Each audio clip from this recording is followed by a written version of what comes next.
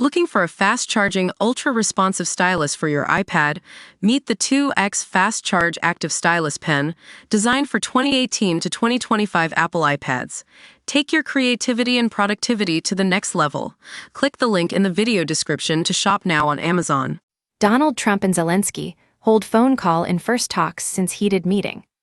Ukrainian President Volodymyr Zelensky is speaking to U.S. President Donald Trump today, just hours after Ukraine was pummeled by strikes when Russia broke an agreement to stop attacks on infrastructure.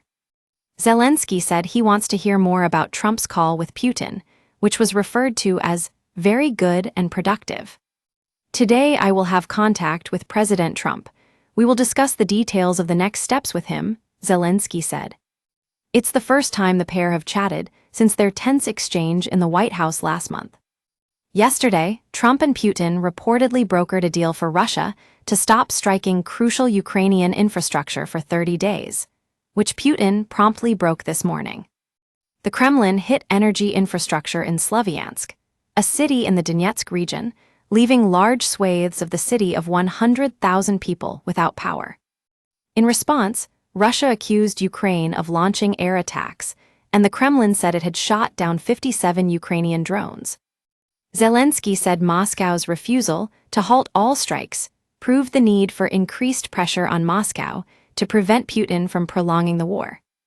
This confirms that we must continue to pressure Russia for the sake of peace, he said on Tuesday night. Only a real halt to Russia's attacks on civilian infrastructure can signal a genuine desire to end this war and bring peace closer.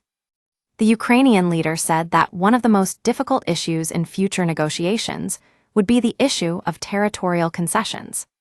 For us, the red line is the recognition of the Ukrainian temporarily occupied territories as Russian, he said. We will not go for it.